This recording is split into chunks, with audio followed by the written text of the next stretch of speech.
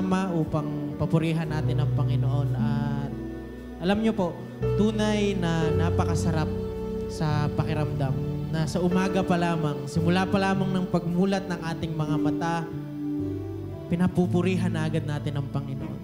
Ang nasa isip na agad natin ay ang mapupurihan ng Panginoon, makausap siya. At lalong-lalo na po kapag ito ay nagtuloy sa buong maghapon. Kaya po inaanyayahan ko po ang bawat isa na tumayo. Atin pong papupurihan ng Panginoon. At sa atin pong pagpupuri nawa, patuloy nating ipakita sa Kanya yung pagmamahal. Patuloy natin ipakita sa Kanya yung longing natin sa Kanyang presensya. Hallelujah. Praise God.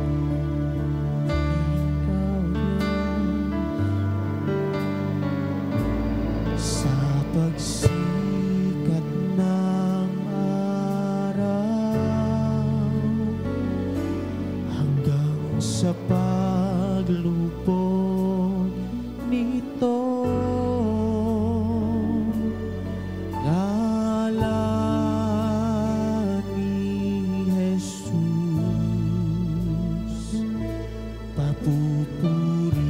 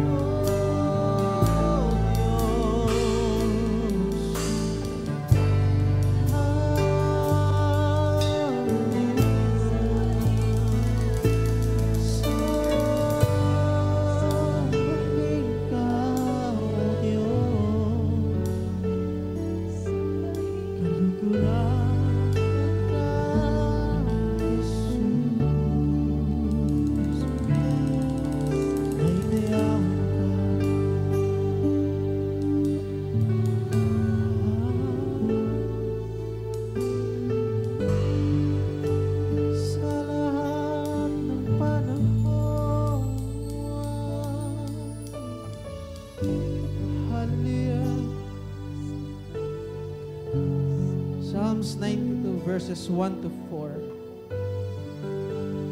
Kataas-taas ang Diyos na Panginoon namin. Napakabuting magpasalamat at umawit ng papuri sa inyo. Nakalulugod na ipahayag ang inyong pag-ibig at katapatan araw at gabi habang tumutugtog na mga instrumentong may kwerdas. Dahil pinasayan niyo ako, Panginoon, sa pamamagitan ng kahangahangang mga gawa. At dahil dito, Panginoon, ako'y umaawit sa tuwa. Hallelujah! Purihin natin ang Panginoon. Purihin natin siya ng may galak. Purihin natin ang Panginoon ng may tuwa. Hallelujah! Palakpakan natin ang Panginoon. Hallelujah! Purihin ka, O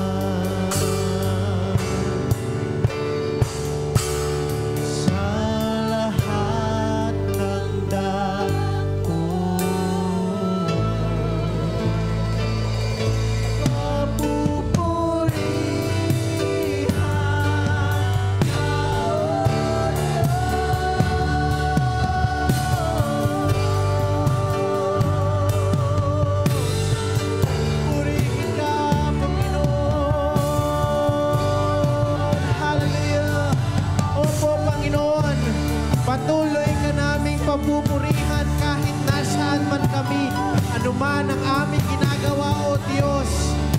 Ito ay magbibigay, Panginoon, ng papuri para sa inyo, Panginoon. Dahil kami, Panginoon, ay nabubuhay para sa inyo. Panginoon, maraming salamat. Ito po ang aming papuri, ang aming pagsamba sa tanging pangalan ng inyong anak na si Jesus. Ang lahat ay sumigaw ng Amen. Hallelujah.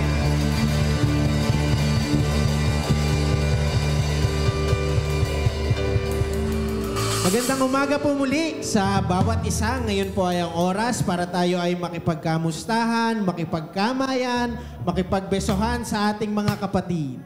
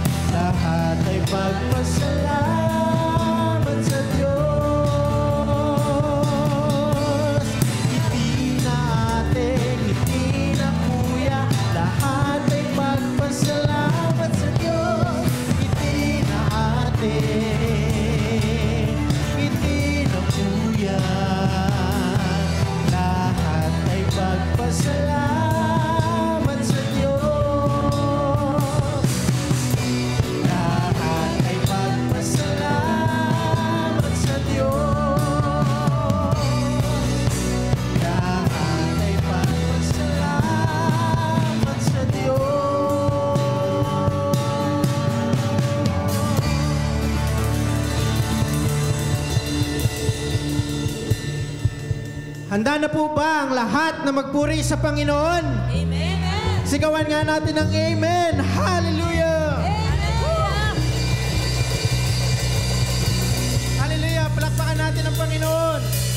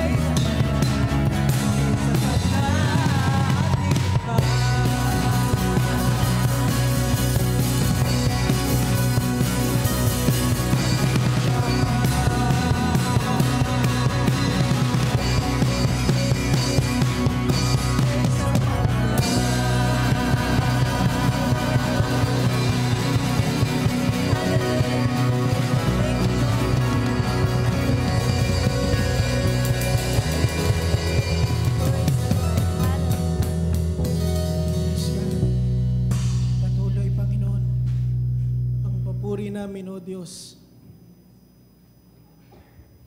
ay ibibigay sa inyo. Sapagkat, Panginoon, kailanman, Ikaw, na aming Diyos, ay hindi nagkulang sa bawat isa. Bagkus, patuloy niyo pong ipinapakita ang labis-labis, Panginoon, na pagmamahal, ang lahat, O Diyos, pag-ibig, kapayapaan, kagalakan, kasiyahan, O Diyos. Salamat, Panginoon.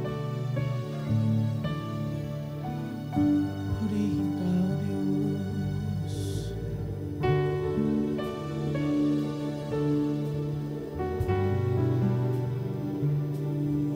Purihin ka.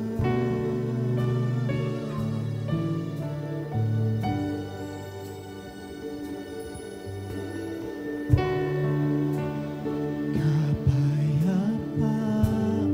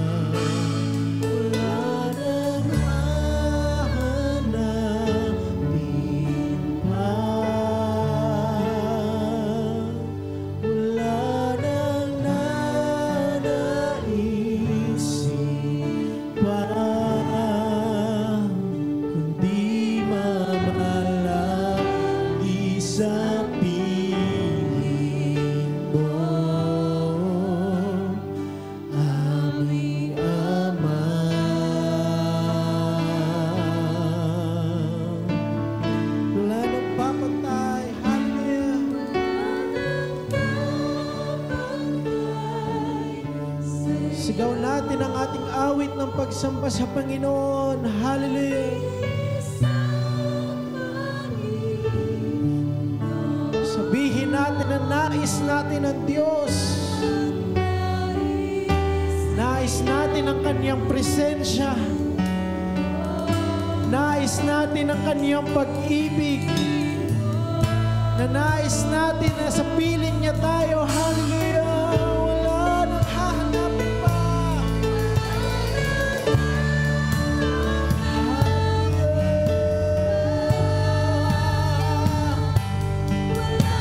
Sigaw natin ang laman ng ating mga puso sa Panginoon.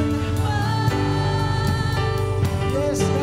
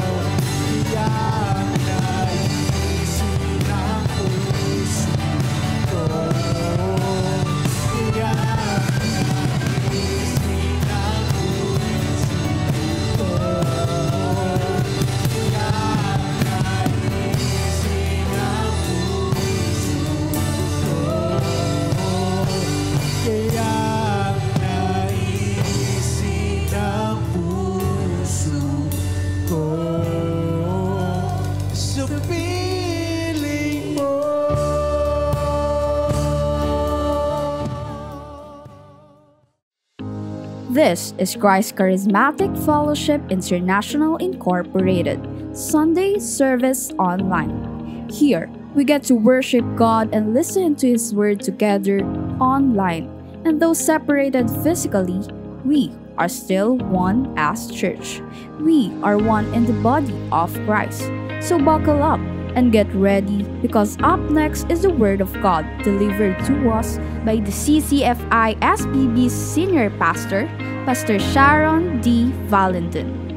For more updates, please follow and like our Facebook page at facebook.com/ccfisbb.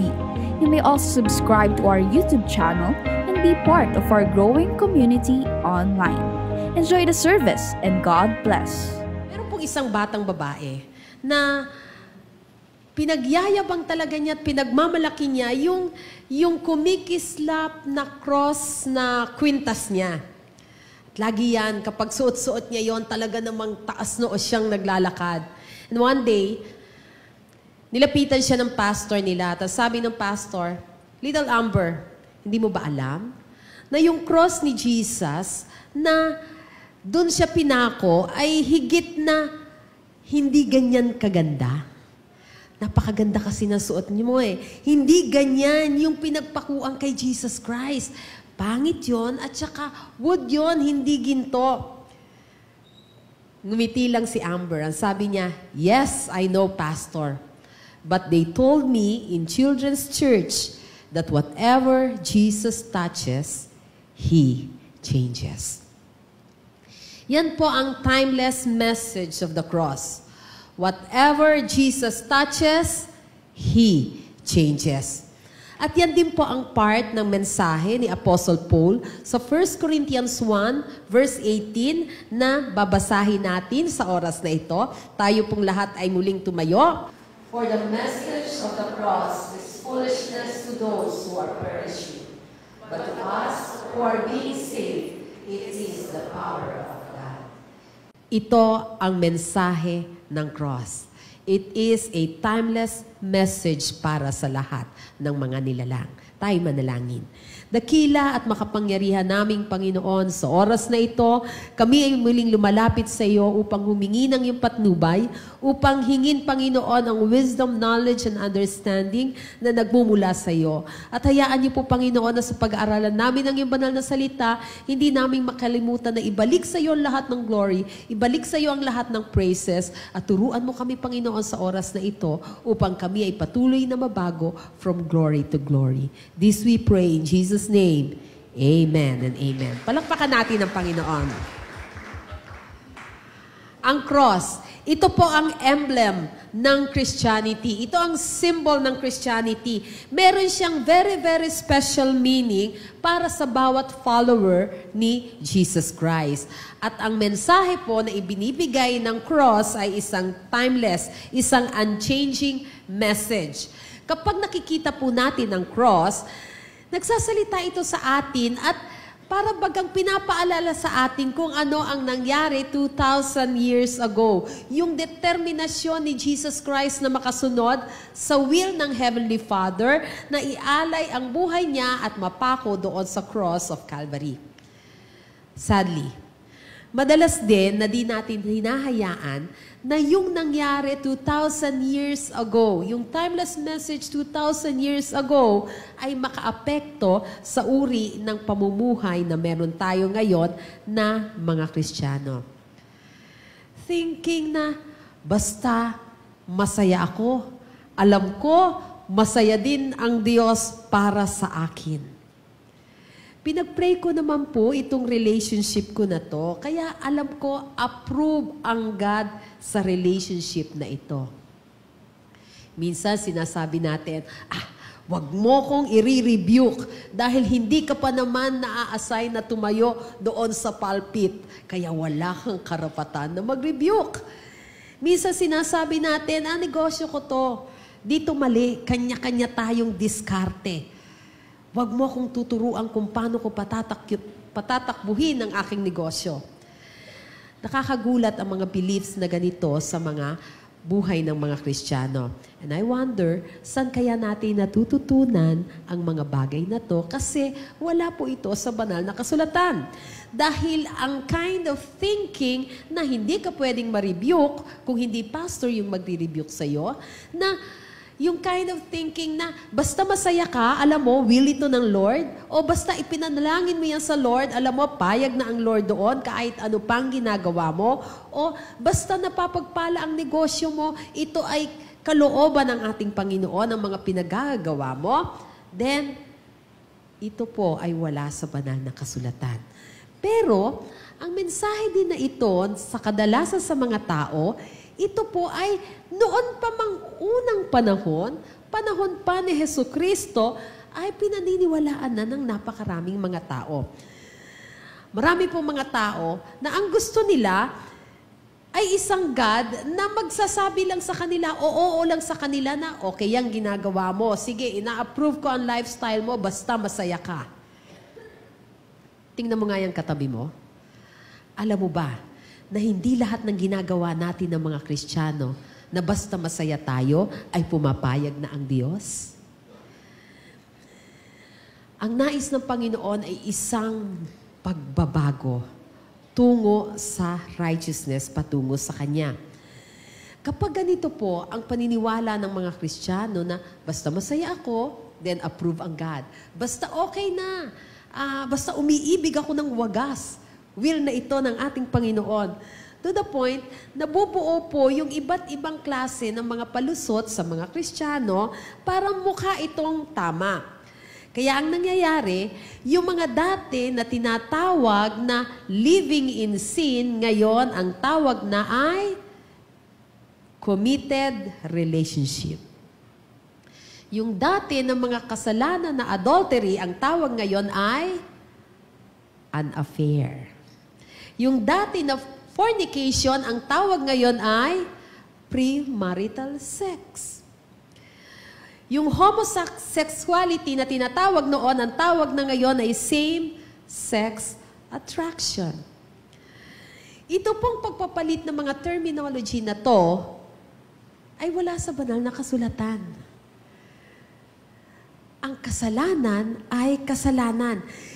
Bakit pinapalitan ng mga tao ang title o yung pinakatawag sa kasalanan? Kasi gusto po ng karamihan sa mga tao, maging sa mga Kristiyano, mga sinagsasabing Kristiyano o follower ni Christ, na mas welcome na, mas katanggap-tanggap na ang mga ganitong klaseng kasalanan.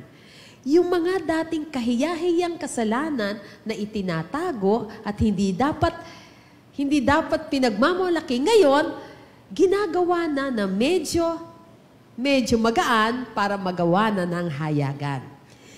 Ang idolatry, pinalitan nila ng spiritual pluralism.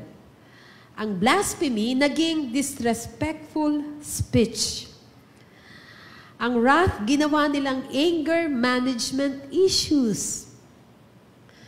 Yung pagiging tamad, sluthiness, yung laziness, nagiging lack of motivation na lamang. Nasisisi pa yung mga taong nakapalibot kasi hindi mo binibigyan ng motivation, kaya nagkakaganyan siya. Yung hindi pag-attend tuwing Sunday o Sabbath breaking, naging work-life imbalance ang tawag ng mga tao. Pagdi-dishonor sa mga parents, ang naging tawag ngayon ay family conflicts or generational disagreements. Question, nalilesen ba ng tawag natin sa isang action ang bigat ng kasalanan na meron ito? Pag tinawag natin ito ng ibang salita, sa Mark 23, verse 27, si Jesus, na-encounter niya yung ganitong mga attitude that day. Nakita niya yung mga Pharisees, yung mga Sadducees, at tinawag niya ang mga ito na hypocrites and whitewashed tombs, looking beautiful on the outside, but on the inside are full of bones, dead, and everything unclean. Sabi ni Jesus Christ, pag tinitingnan mo, napaka-pious, napaka-prayerful, napaka-obedient sa ating Panginoon, napaka-banal. Pero ang totoo, nabubulok inside. Dami nga sa mga churches ngayon, sa panahon na yon, ngayon, ang nagiging ganyan. Gusto ng mga Kristiyano ay isang God na mag-o-offer ng kaligtasan, tapos hindi na siya magre-require na magbago. Okay na. Come as you are, then live as you are. Parang ganon. Yung papayag na lang kahit, isang God na papayag na lang kahit anong way of life ang gusto ng mga tagasunod niya. But sooner or later, mamimit natin ang isang God na napako on that old rugged cross. Isang God na magsasabi sa iyo, hindi ko gusto ang kasalanan mo. Isang God na magsasabi sa iyo, yung kasalanan na yan ang reason kung bakit ako napako sa cross. Yan ang dahilan kung bakit ako namatay para sa iyo. Para i-free ka from those kind of sins. Doon sa mga punishment na yon na dapat deserve mo. Pero dahil namatay ako para sa iyo, dapat hindi mo na ginagawa ang mga kasalanan na yan. Sa verses 23 to 24, ng 1 Corinthians 1, dinedeclare po dito ni Paul ang tatlong klase ng mga tao. Ang mga Jews na nagsastumble over the cross, mga Greeks na ang tingin sa cross ay foolishness, at ang iba pang mga groups of people na tinitingnan ng cross as the power and wisdom of God. Hanggang sa panahon ngayon, nandyan pa rin ang mga ganyang klase ng tao. Tanungin mo yung katabi mo, saan tayo doon? Saan nga ba kaya tayo doon? Doon sa tatlong grupo na yon ng mga tao na nakakakilala kay Kristo, na alam nila kung ano yung nangyari doon sa cross of Calvary. Ang unang klase ng mga tao na binabanggit dito sa verse 22 sa passage po natin ay ang mga Hudyo. Ang mga Hudyo po, kino-consider nila ang cross as a stumbling block. Ang mga Jews, nagsastumble over sila sa cross, sabi doon sa verse 23. Dahil si Jesus ay hindi yung kind of Messiah na hinihintay nila at hindi yung kind of Messiah na gusto nila. Napaka-strange, di ba? Si Jesus, yan naman yung ginawa ni Jesus Christ sa cross. Bakit nakaka-stumble para sa mga Hudyo? Para sa mga Hudyo, ang hinihingi nila ay isang miracle, ay isang makapangyarihang God. Ipinakita ni Jesus Christ yung miracle na yon nung siya'y mapako sa cross, pero itong mga Hudyo, tinawag pa na stumbling block ang cross. Strange. Ang mga Hudyo na to, na pinili ng ating Panginoon dahil sa kanila lalabas yung Messiah, sa lahi nila, binantayan, iningatan, tinulungan ng Heavenly Father, simula pa lang Old Testament, kasama na nila ang God, prinotektahan sila sa lahat ng nangyari sa kanila from generations to generations, at inihanda sila bilang isang malaking nation, dahil sa kanila nga po manggagaling ang Messiah. Pareho yung dugo na dumadaloy kay Jesus Christ, maging sa mga Hudyong ito. Pero nang dumating si Jesus Christ, anong ginawa nila? Sabi sa John 1:11, His own did not receive Him. Hindi siya tinanggap ng kanyang bayan, ng kanyang mga kalahi. Bakit? Bakit hindi tinanggap si Jesus Christ ng kanyang mga kalahi? Because the Jews demand miraculous signs. Nang hihingi sila ng isang miraculous sign, ina-expect nila ang isang Messiah na magpe-perform ng napakaraming miracles. Isang Messiah na kagugulatan, katatakutan ng lahat. Pero di ba yun naman ang ginawa ni Jesus Christ? Nag-perform naman siya ng napakaraming miracles. Mga bulag, nakakita. Mga pilay, nakalakad. Yung mga ketongin, luminis ang balat.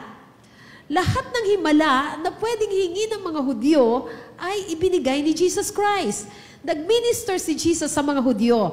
Nag-reach out para doon sa mga nangangailangan, doon sa mga nagugutom, pinakain ni Jesus Christ. Pero ang problema po, hindi kasi yun yung mga miracles na hinahanap ng mga Hudyo. Ang miracle na hinahanap ng mga Hudyo ay power and success. Gusto nila ang isang Messiah na mag-overthrow sa mga Romans at mag-establish ng kingdom ni David dito sa daigdig. Kung si Jesus Christ sana ay nagbuo ng napakalaking army, kung si Jesus Christ sana ay lumaban sa mga Romano, kung si Jesus Christ sana ay tumalo doon sa mga Romano na yon, nagpakita siya ng success, nagpakita siya ng victory na hinahanap nitong mga Hudyo. Siguro nga, susunod sa kanya yung mga Hudyo. Pero, iba yung paraan ni Jesus Christ. Namatay siya on the cross. At para sa mga Hudyo, hindi yun mukhang success. Hindi yun mukhang power. Hindi yun mukhang victory para sa kanila. Para sa mga Hudyo, mukhang mahina si Jesus Christ. Para sa mga Hudyo, mukha siyang failure. Mukha siyang talunan. Kaya, para sa mga Hudyo, ang cross ay isang stumbling block. Naging katitisurang bato. Nadadapa sila. Nanghihinayang sila. Humaharang sa lahat ng mga victories na nasa isip nila. Hindi lang po kasi mali ang concept ng mga Hudyo tungkol sa isang Messiah, kundi meron ding maling concept ng salvation ang mga Hudyo. Ang akala nila, para magkaroon ng salvation, kinakailangan mong maging mabuti. Kinakailangan mong maging mabait on your own. Kaya, very busy ang mga Hudyo para sa paggawa at pagsunod sa lahat ng batas. Busy sila para maging righteous sa harapan ng nakararami. Busy sila na i-keep yung batas, yung Biblia na alam nila. Kaya lahat na lang ginawa nila. Pumupunta sila sa synagogue, hindi sila uma-absent. Nananalangin sila. Hinahabaan nila ang kanilang mga panalangin na naririnig ng lahat. Nagbibigay sila ng kanilang offering. Tapat sila sa kanilang pagtatides para ma-impress nila ang lahat ng mga nakatataas at sabihin ng lahat na sila ay generous. Dahil akala nila, ito ang magliligtas sa kanila. Ang mga Hudyo, naging pious, naging banal, naging religious, naging makadiyos, naging prayerful. Lahat ginawa nila para lang maligtas. Kaya, nung ipako si Jesus Christ sa cross, naging katitisurang bato ito sa kanila. Hindi nila matanggap na yung lahat ng nagagawa nila ay pwedeng magligtas sa kanila. Iba pala ang paraan ng Diyos. Matapos nilang maghirap, matapos nilang sumunod, iba pala ang paraan ng kaligtasan. Ang nakakatakot po, marami ang mga ganyan na pananampalataya sa panahon natin ngayon. Akala natin enough na ang kabutihang loob natin. Akala natin enough na sumisimba tayo linggo-linggo. Akala natin enough na member tayo ng isang church. Akala natin enough na nagbabasa tayo ng Bible. Sad, di ba? Nakakalungkot.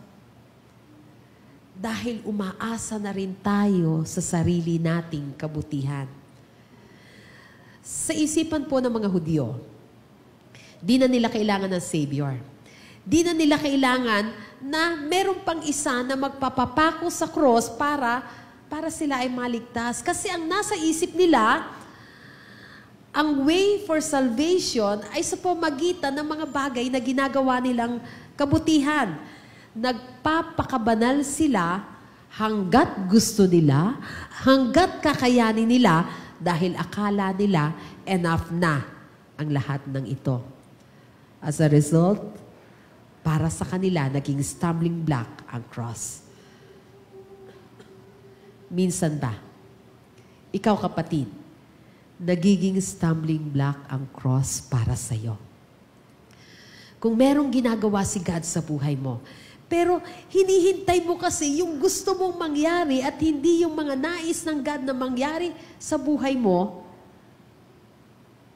nagiging stumbling block ba ang cross para sa'yo?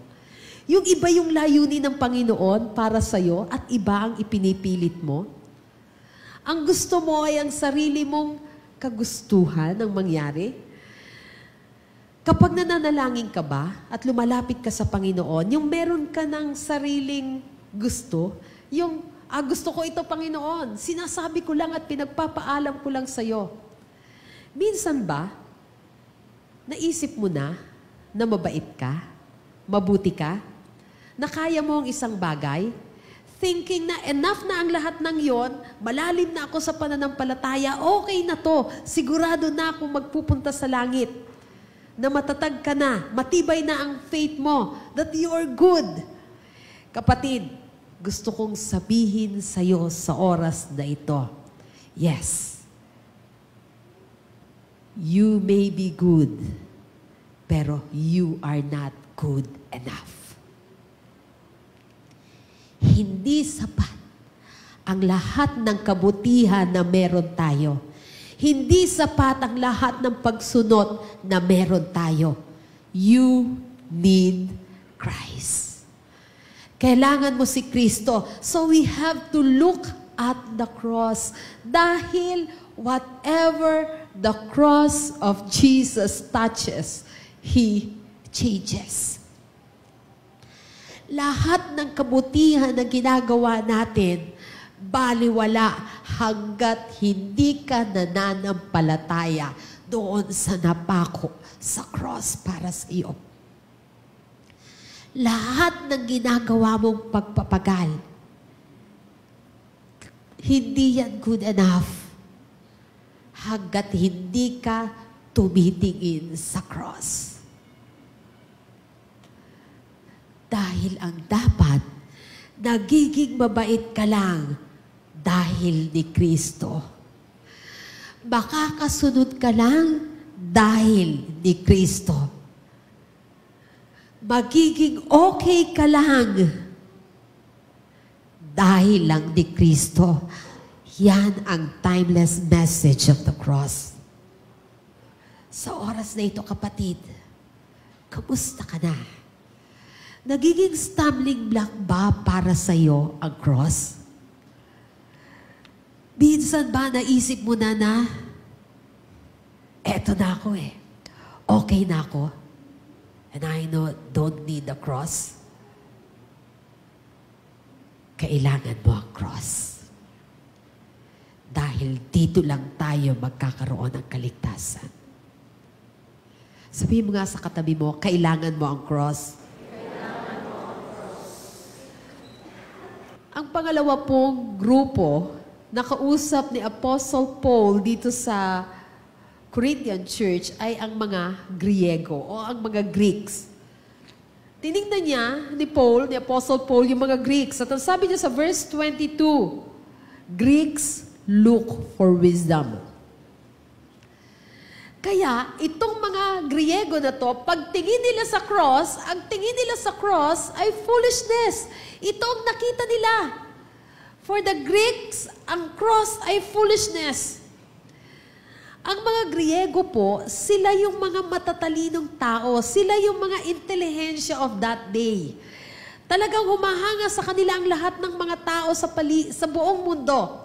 Sa kanila galing sina Socrates, sina Plato, sina Aristotle. Great thinkers ang lahat sa kanila. Karamihan sa mga writers natin, ng literature natin, hanggang ngayon mababasa natin, karamihan sa kanila ay mga Griego. Si Socrates, sabi niya, the secret of a successful society is education. If you can just give everybody a good education, then it must follow that the world will get better and better. Sabi niya, ang sekreto ng successful society ay edukasyon. Tama ba si Socrates? Yes. I believe so. Kaya nga lagi ko sinasabi, mag-aral, bago umibig mga kabataan, magtapos muna ng pag-aaral. Sa pag-aaral natin o yung mga teachers dito, alam natin, tinuruan tayo lahat. Kahit hindi ka teacher, kahit hindi ka estudyante, alam natin lahat from generations to generations na education will solve all the problems. Ang sabi, all we need is more education and mankind will become better and better. Tingnan mo nga yung katabi mo. Tanungin mo nga kung mahilig siya mag-aral. Kung mahilig yung mag-aral, nagiging better and better ba siya as days go on? Ang problema, hindi kasi kadalasan nagiging better kahit ano ang natapos mo. Ang daming matatalinong tao sa government natin ngayon. Anong nangyari? Niloko tayo. Umalis na, nag-go na. Wala na nangyari. Nakatakas ng lahat. Ilang tao ang nagbabantay doon sa mga ekta-ektaryang lupain, hindi nila makita ang hinahanap nila. Kasi Naging na daw, glorified body na, kaya hindi nila makita. Wow, ang gagaling ng utak. Alam niyo po, hindi ako talaga opposed sa education, pero ang totoo po kasi, pwede nating matutunan ang lahat ng bagay na kaya nating matutunan. And still, babagsak at babagsak tayo. Dahil ang lahat ng tao ay merong flaw. Meron tayong fatal flaw at ang tawag sa fatal flaw na yan ay kasalanan. Sa Acts 17, dinidescribe ang scene ng si Paul ay magpunta sa Athens. Ang mga Athenian philosophers po ay nagmi-meet sa Mars Hill o sa isang lugar na tinatawag na Areopagus. Nakaupo silang lahat doon, matatalinong tao. Nag-uusap-usap at nag-iisip ng lahat ng maiisip nila. Sa Acts 17 verse 21, sabi ni Luke, sabi niya, all the Athenians and the foreigners who lived there spend their time doing nothing but talking about and listening to the latest ideas. Anong ginagawa nila? Wala. Nag-iisip lang, nagsispend all their time doing nothing, talking, and listening to latest ideas. Pinag-aaralan nila yung mga bagong ideas. To the point na nakikipagchismisan na sila dahil, ay, ano na naman bago? O sige, pag-usapan natin. Gusto nila ng mga bagong katuroan. Kaya nga po, nung si Paul ay magpunta dito sa Mars Hill, nung sabihin niya yung tungkol sa God, hindi kilala ng mga Athenians si God, si Jesus Christ, yung isang unknown God, kaya sabi nila, uy, bago to sige, pag-aralan natin. Sabi ni Paul, ang God na to ay dumating sa earth, lumakad kasama ng mga tao, namatay sa cross, and rose again. Ano sabi ng mga Athenians? Hindi nila matanggap. That's foolishness para sa kanila. Sinong mamamatay sa cross? Ang papayagan mo, sasabihin mong Diyos. Ang mga namamatay sa cross ay mga makasalanan. That's foolishness.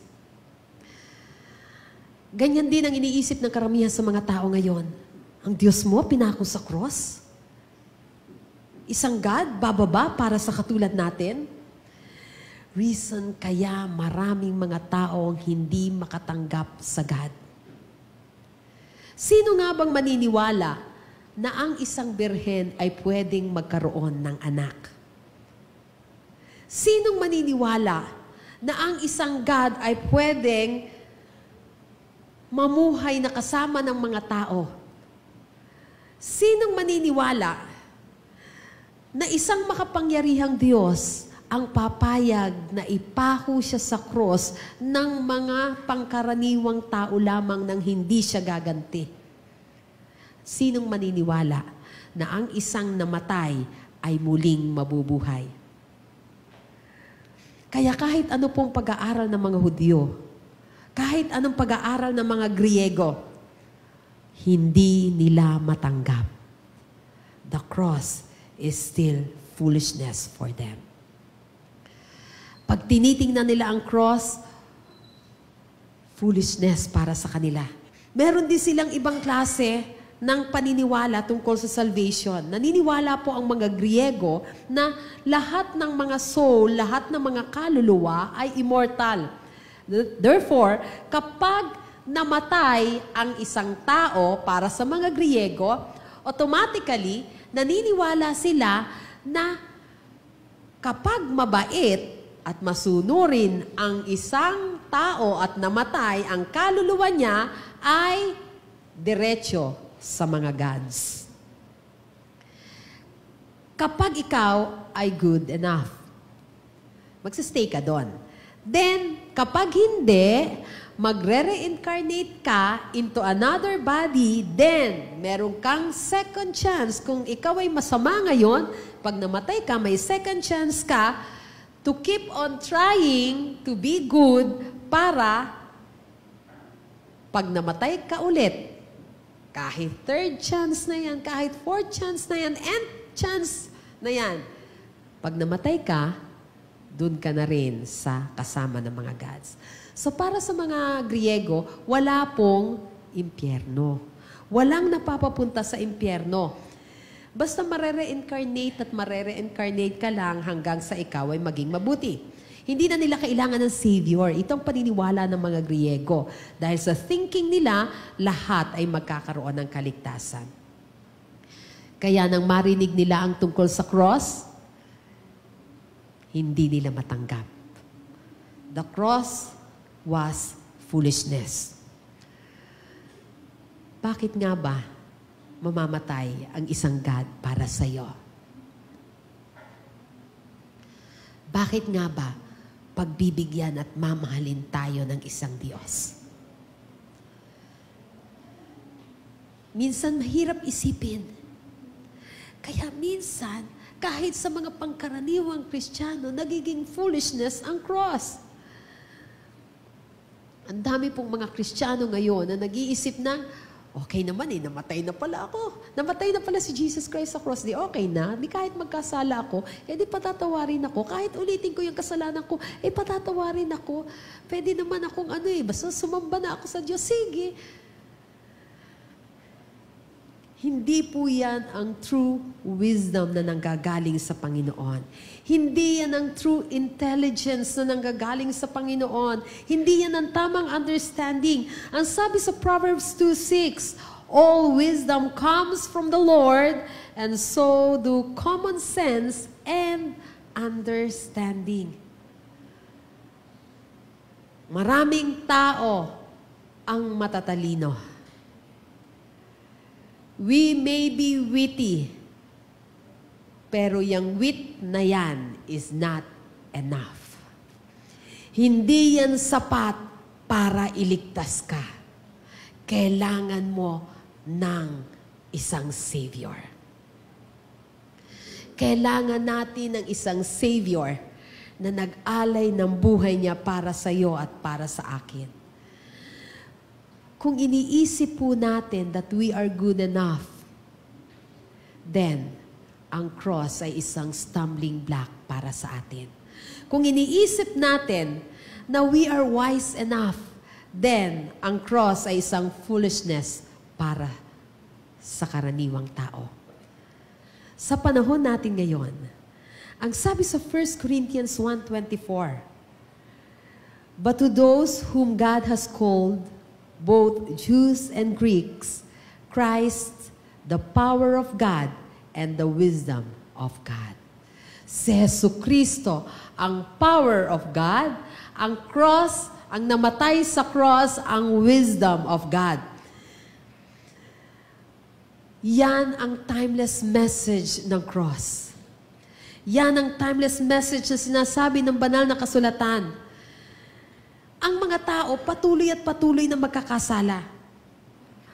Ang mga tao patuloy na mag-iisip ng mga maling kaisipan, magsastumble on the very same cross. Marami ang tatawa kapag nagsabi ka, nag-share ka ng tungkol sa kaligtasan, and ititreat nila as foolishness, as stumbling block ang cross. Kahit sa panahon natin ngayon, kahit sa mga tao na sinasabi mong Kristiyano, tagasunod na ni Jesucristo. Si Michael Bird po ay isang Australian New Testament scholar. Theologian siya and author. Known for his work in biblical studies at sa mga contributions niya to the field of evangelical theology. Isa rin po siyang lecturer at Ridley College in Melbourne, Austria. Minsan, sa lecture niya, nagbigay siya ng isang criticism sa mga modern approach ng mga preaching at ng mga churches ngayon na dinadownplay yung mga traditional topics like the cross. Sabi niya, kasi ang mga churches ngayon, sabi niya, ang ginagawa para maging appealing yung mga messages, para mas matanggap ang church, as mas dumami ang mga membro, ang ituturo na lang ay prosperity, emotional experiences, tungkol sa self-esteem. Kaya ang ginawa ni Michael Bird, nagbigay po siya ng illustration tungkol doon sa isa sa mga lecture niya sa kanyang klase, tungkol sa isang well-known American preacher na nagbigay ng advice sa isang Australian congregation. Sabi daw ng American preacher, "Don't tell people about the cross. It doesn't work." Kaya nga, naubos na yung mga crusades ngayon. Sabihin na lang ninyo sa congregation ninyo, sabi daw po ng American preacher, that God loves them and has a plan for them. Yung cross sa advice ng American preacher na ito na ikinikwento ni Michael Bird, may daladala na message na ang cross ay ridiculous to the modern mind. Na ang crucified God, isang crucified Savior, ay hindi katanggap-tanggap kahit sa loob ng mga churches ngayon. Kaya nga, tinuturuan daw po ang ibang mga churches, sabi ni Michael Bird, na ibahin nyo na lang yung atake ninyo. Huwag nyo nang ituro ang cross. Huwag na lang ninyong ituro yung mga pagbabago. Para sa ibang mga churches, ang isang crucified Messiah ay hindi katanggap-tanggap. Mas katanggap-tanggap pa ang promise of prosperity para sa mga churches. Mas dadami daw ang members mo kapag yung mga emotional experiences ang binanggit mo at hindi ang katotohanan na nagmumula sa banal na kasulatan, mapupuno ang miyembro mo. Buti na lang may mga bakante pa tayo, no? Kasi, kung ganito tayo, sabi ni Michael Bird, kinakailangan magkaroon ng warning sa mga ganitong churches, sa mga ganitong katuruan, dahil mali ang itinuturo nila. At naniniwala po ako kay Michael Bird. Kung gusto mo na mas maraming maligtas, kahit masakit. Kung gusto mo na maraming makakilala sa Panginoong Hesukristo, dito sa CCFI SPB, kahit tamaan tayong lahat, kahit masaktan tayong lahat, ituturo at ituturo ang katotohanan. Amen? Pag-aaralan at pag-aaralan natin ang banal na kasulatan. Ituturo at ituturo na ang kasalanan ay kasalanan at kailangan natin ang cross para tayo ay mabuhay na kasama ni Hesukristo pagdating ng araw. Uulit-ulitin natin ang timeless message of the cross. Church, huwag nating iwasan ang mga nakasasakit na salita ng Panginoon. Kailangan natin yan. Sabihin mo nga sa katabi mo, kailangan nating masaktan.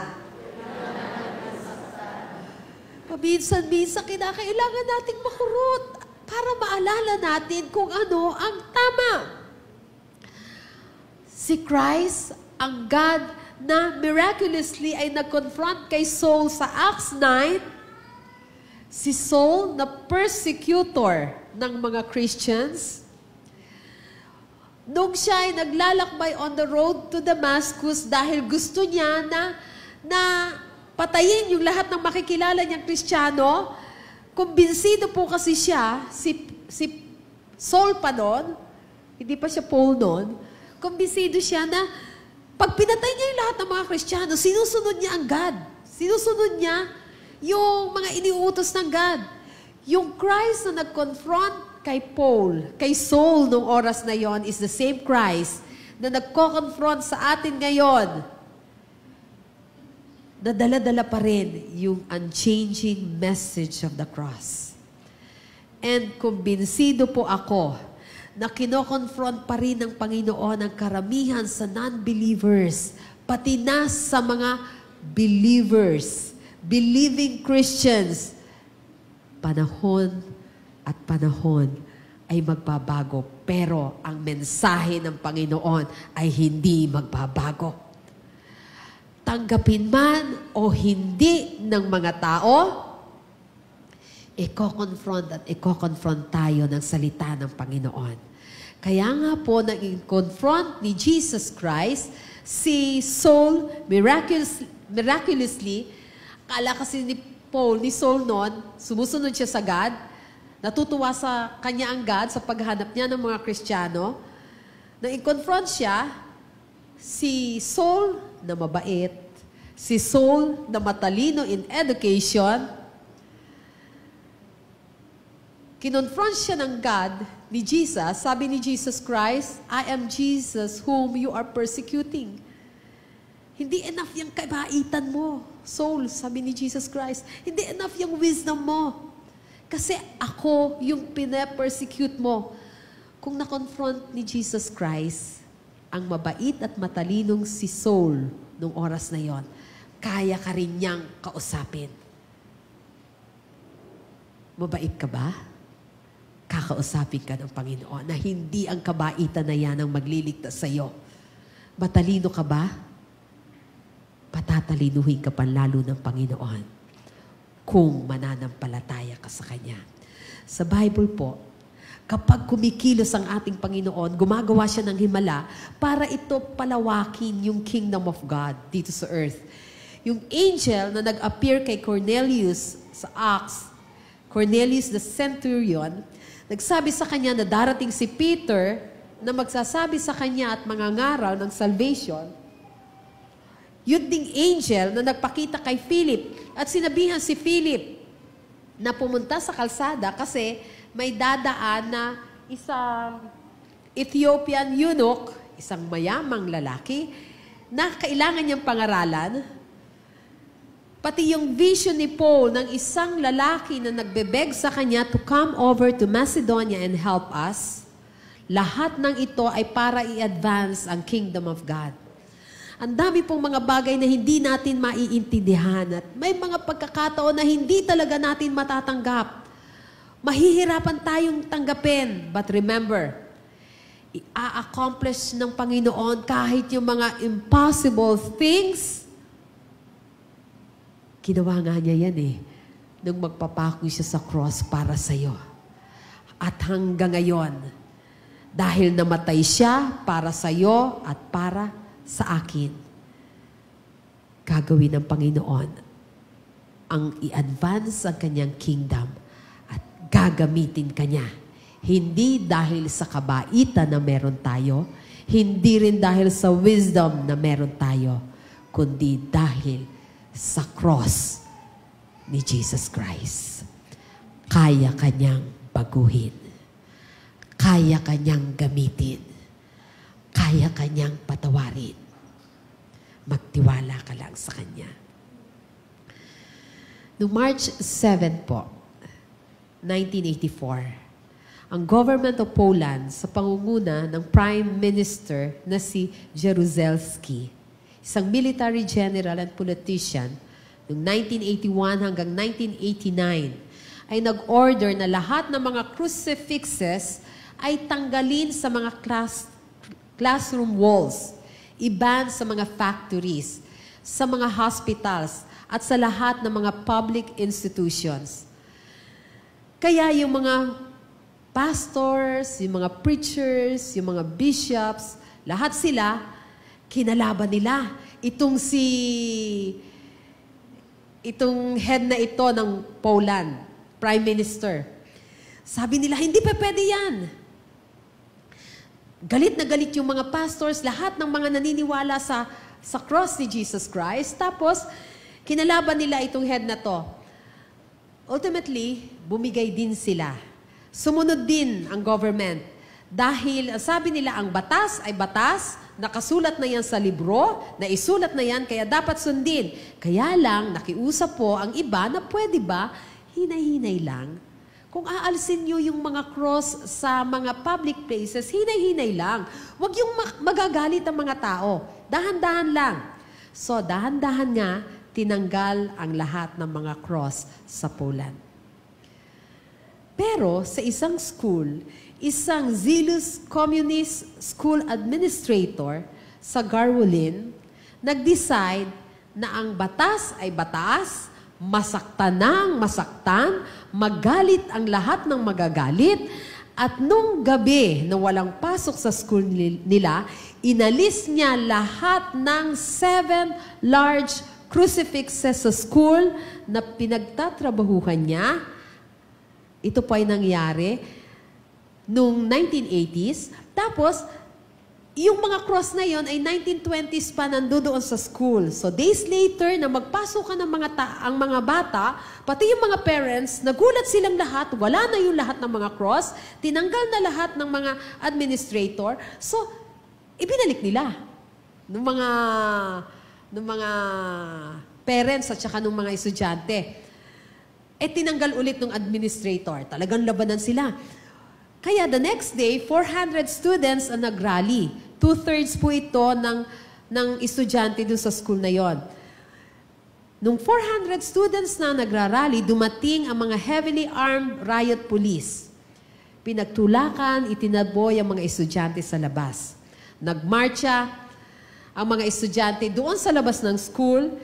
Dala-dala nila yung mga crucifix, lahat ng mga cross, dala-dala nila. Tapos, habang nagrarally sila, itinataas nila yung mga cross na yon.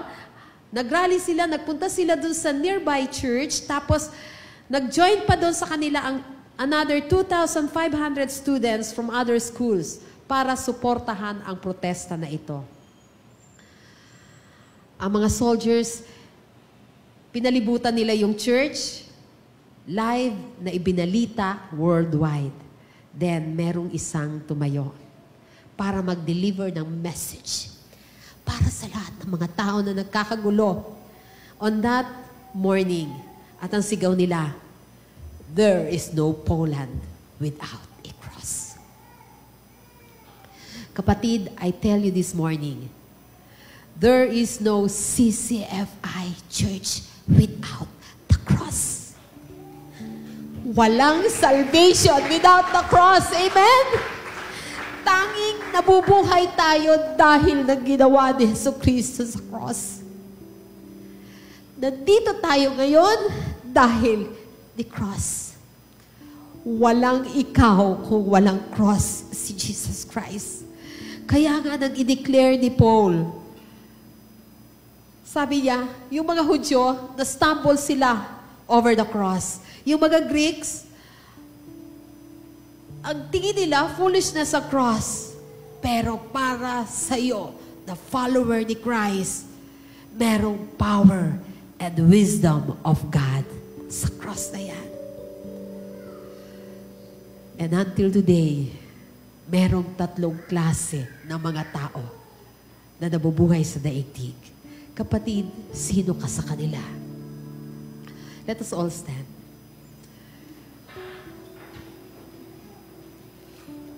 Nakikita mo ba ang cross as a stumbling block? O nakikita mo ang cross as foolishness? Kapag lumapit tayo sa cross, dito ka lang magkakaroon ng kaligtasan. Kung titingin ka sa cross, maaalala mo that someone suffered for your sin. Someone died for you. Magsabit tayo sa Kanya na napako doon sa cross na yon. That's the timeless message of the cross. We do need the cross. Hindi ka magiging good enough para sa kaligtasan. Hindi ka magiging wise enough para makuha mo ang kaligtasan na yun kahit anong gawin mong pag-aaral. You need the cross. He paid the price na hindi natin kayang bayaran. He died for us all. Kaya mananatiling nakatayo ang church. Mananatiling nakatayo ang mga Kristiyano dahil lang ng cross. Dahil sa Kanya na napako doon at nag-alay ng buhay niya para sa iyo.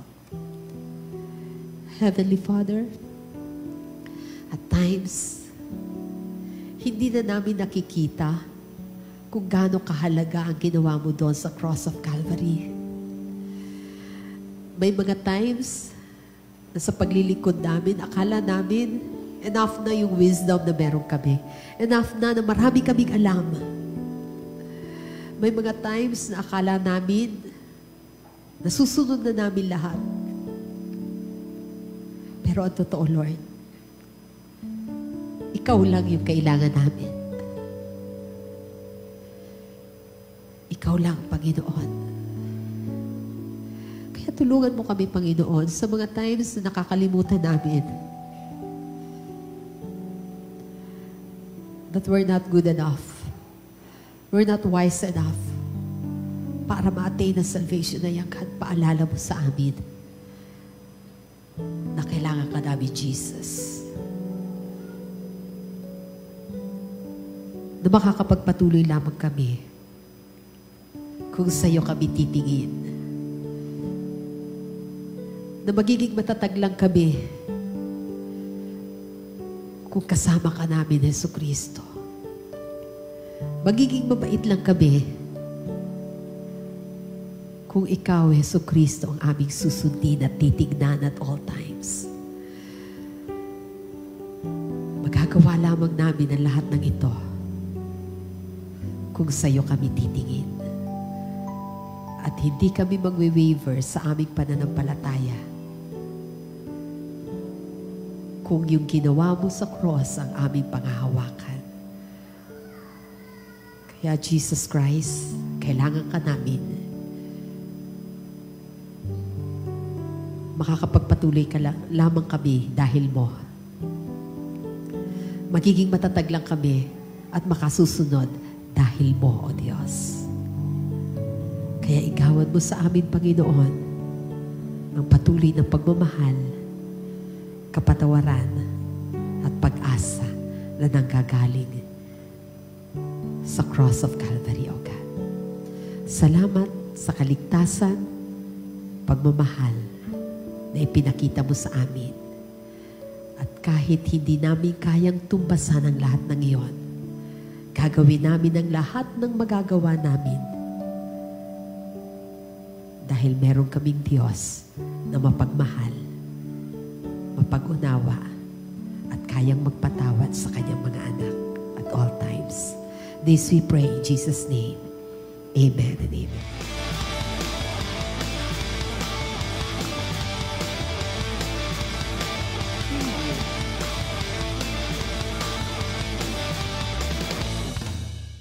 Inaantay natin ang bahaging ito sapagkat gusto nating makabahagi sa gawain ng Panginoon kung saan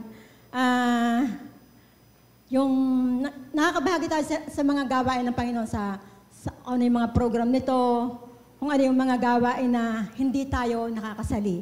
Halimbawa po, may mga trabaho tayo, hindi tayo nakakasali sa mga paghayo, sa mga Bible study. Kaya time ito para, yung pagbibigay natin sa Panginoon, time ito na nagiging kabahagi tayo, hindi man tayo kasama, ay nagiging kabahagi tayo sa kanyang mga gawain. Ano po? Ang ating pong text ay mula sa Deuteronomy 10:14. Sabi doon, everything belongs to the Lord your God. The heavens, even the highest heavens, belong to Him. The earth and everything on it belongs to Him. Napakaliwanag na sinasabi na wala tayong pag-aari ni katiting sa mundong ito. Sabihin man natin na nagpaka-aral tayo, nagpakatalino, para natin makamtan yung ating mga pangarap. Ang mga magulang man natin ay nagsakripisyo para tayo mapapag-aral, nakapagtapos tayo ng pag-aral at nagkaroon tayo ng magandang trabaho, malaking sweldo. Yun pong lahat ng yun ay galing lahat sa Panginoon. Wala tayong ni isa mang pag-aari. The earth and everything on it ay sa Panginoon. Yun po ang sabi. Tayo'y tanging mga katiwala lamang ng lahat ng mga pag-aari ng ating Diyos. Kaya marapat lamang na sumunod tayo sa sinasabi ng Panginoon sa Deuteronomy 14:22. Sabi po doon, be sure to set aside a tenth of all that your fields produce each year. Yun po ang tithes na tinatawag natin. Tayo naman, sabi doon ay each year. Tayo naman ay, yung mga sweldo natin, yung may mga hanap buhay, minsan tayo nasweldo ng weekly, minsan ay kinsenas katapusan. So, yun po ang panahon natin ng pagtatithes, ginagawa natin. Tithing shows our love for God. The tithe is the Lord's way of asking us to show our love. Giving God a percentage of our earnings shows that we put our love for Him before our need for money. Tithing grows our trust in God. By sacrificing 10% of our income, we learn to rely on God. While 10% might be a sizable part of some people's earnings, giving tithes means you trust that God will still provide you with enough food and wealth to live. Meanwhile, the offerings have no set amount. We can decide on how much to give with its offering. As mentioned in the Bible, every man shall give as he able, according to the blessing of the Lord, your God, that He has given you. Yun po ay sa Deuteronomy 16:17. Bahagi rin po ng offering ang binibigay natin sa ating building fund. Sapagkat ito ay mula din sa ating kusang pagkakaloob kung anong amount ang bukal sa puso natin. Ngayon, masasabi po natin ang malalim na kahulugan ng ating tithing and offering ay ang ating pagsunod at pagtitiwala sa Panginoon. Sa kabilang dako, hindi po nakatuon at hindi tungkol sa pera ang pagbibigay, kundi sa pag-ibig, sa pagsunod at pagtitiwala natin sa Panginoon. At tatandaan po din po natin ang ating pag-iikapo ay hindi tayo nagbibigay sa Diyos, kundi nagbabalik lamang tayo ng para sa Kanya. Tayo po'y magbigay. Ang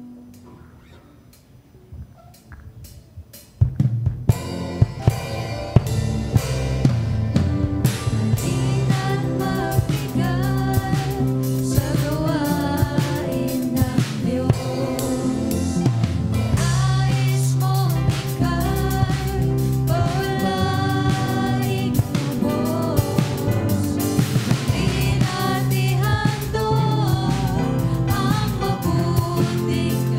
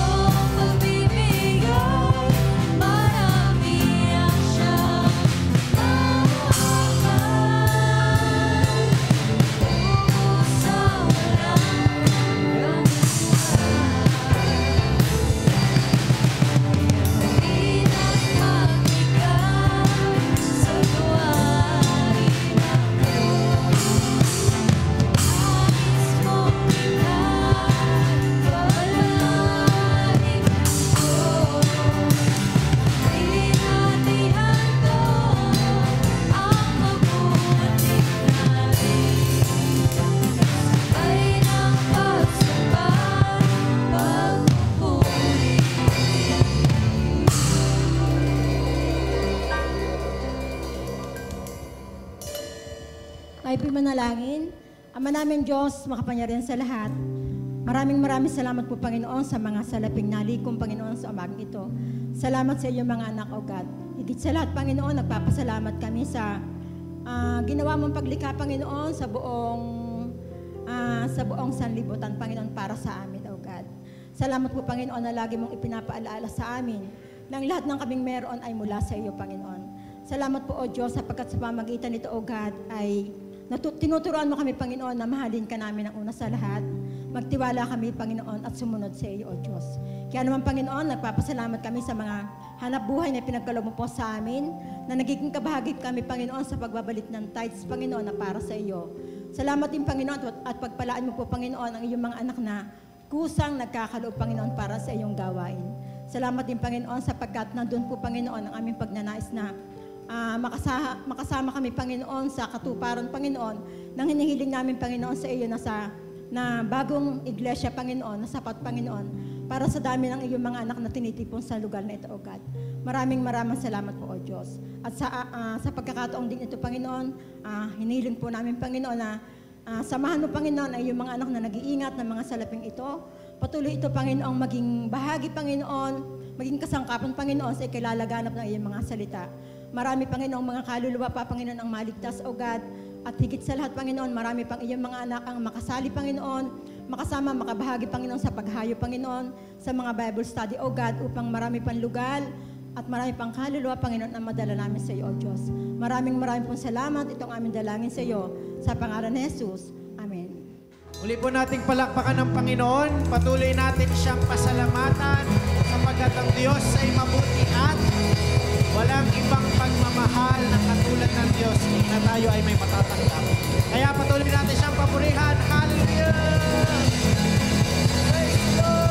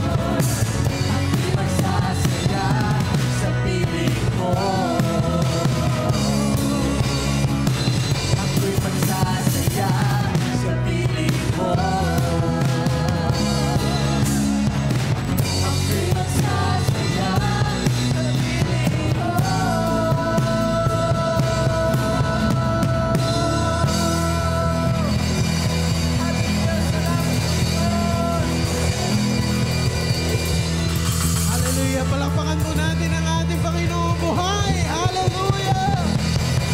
Hallelujah. Hallelujah. Thank you, Lord. Wala kaming ibang masasambit, O God, kundi mga papuri, mga pasasalamat sa iyo, Panginoon, sa lahat ng iyong ginawa sa aming mga buhay. Dahil sa iyo, Panginoon, meron kaming pag-asa, meron kaming buhay, meron kaming future, O God. We thank you, O God, sa message, O God, na dala-dala ng iyong cross, ng iyong gospel, O God. The Lord, ito po ay relevant anumang panahon, anumang oras, anumang sitwasyon namin sa buhay namin, O God. Mananatiling relevant sa amin, O God, ang iyong ginawa, O God, sa krus para sa amin. Ang kaligtasan mo na ipinagkaloob sa amin, ang pag-ibig mo, ang habag mo,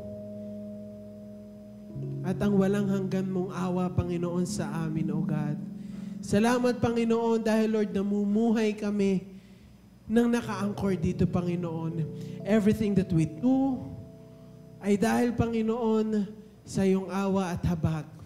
Lord, wala kaming magagawa, Panginoon, kung malayo kami sa iyo, Panginoon. Kung hindi dahil sa iyong ginawa, kung hindi dahil sa iyong salita, kung hindi dahil sa iyong pag-ibig para sa amin, O God, Lord, wala kami, Panginoon, dito sa iyong harapan, Panginoon. Hindi kami makakapagtaas ng aming kamay, hindi kami makakatalon, hindi kami makakapagpuri sa iyo, dahil tanging awa at habag mo lamang ang siyang dahilan kung bakit kami ay may kaligtasan, Panginoon. Lord, we thank you, O God. At alam namin, Panginoon, na ang message, O God, ng kaligtasan, ng pag-ibig mo, ng awa at habag mo, ay magiging relevant din sa mga tao sa buhay namin na hindi pa nakakakilala sa iyo, Panginoon. Tatanggapin din nila ito, Panginoon.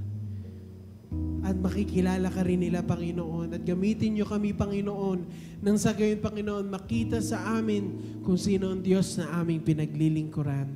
Salamat, Panginoon, sa araw na ito. Salamat, Lord, dahil patuloy mong ipinapakita sa amin, O God, bilang iyong body, O God, bilang iyong church, O God, ang iyong bride, O God, na ikaw ay dakila, tapat, buhay, at makapangyarihang Diyos. At hindi ka kailanman nagkukulang, kailanman ay hindi ka nagbabago, Panginoon.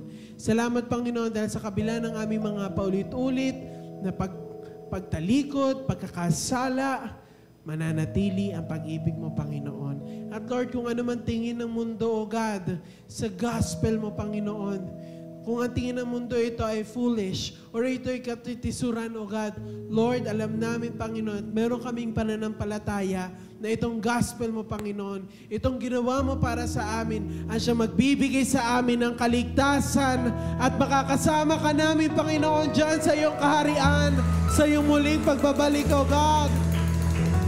Kaya Lord, wala kaming maipagmamalaki, Panginoon. Wala kaming ibang pangahawakan sa mundong ito, Panginoon, kundi ang awa at pag-ibig mo, Panginoon. Hindi namin pwede panghawakan ang aming kayamanan, ang aming talino, ang aming mga pera, ang aming lakas, ang aming health, O God. Wala kahit ano, Panginoon, material, Panginoon, na bagay, wala kahit ano man dito sa mundo. Tanging ikaw lamang, Panginoon. Kaya, Lord, as long as we are in your hands, under your covering, O God, we know, O God, hallelujah, our lives are secured in you. Hallelujah. Praise the Lord. Praise God. Salamat, Panginoon, sa araw na ito, O God, na muli ay na-meet ka namin, O God, as one church, O God. Lord, salamat sa presence mo na patuloy na nangungusap, nagko-comfort, nagpapagaling, Panginoon, at nagbibigay sa amin ng panibagong lakas at pag-asa. I pray, O God, that you will continue to bless, O God, lahat ng mga taong nagpapagamit sa iyo, Panginoon, para sa katagumpayan ng gawain, O God. Lord, ang aming mga multimedia team, O God, ang ushering team, O God, worship ministers, mga teachers, O God, yung pong mga offices, O God, ng church, Panginoon, na nagfa-function, O God, even yung mga pantry, O God, and even po for the rest of the week, lahat, Panginoon, ng mga kikilos, O God, Lord, patuloy na kalakasan and anointing, O God, ang ipagkaloob mo sa bawat isa, O God. And Lord, sa aming pong leader, O God, kay Pastora Sharon, may you continue to bless her, O God, provide all that she needs, O God, financially, O God, physically, emotionally, mentally, O God, and spiritually. May you be glorified in every aspect of her life, O God. At patuloy, Panginoon, na magliwanag ka sa kanyang buhay, O God. Lord, as one church, O God, kami, Panginoon, ay patuloy na ipapamuhay at ipapakita sa lahat kung ano yung message na, Lord, dapat nakikita sa aming mga buhay, na hindi pa man kami nagsasalita, Panginoon, marami nang makakakilala sa iyo, Panginoon. Lord, ang CCFI SPB ay nakatalaga para sa glory mo, Panginoon, at para sa kapurihan mo. Hallelujah. Mga kapatid, let's take this opportunity para yung ating mga personal prayers, yung ating mga gustong ipanalangin at hinihiling sa Panginoon, ilapit natin sa Kanya. Siya ay nakikinig.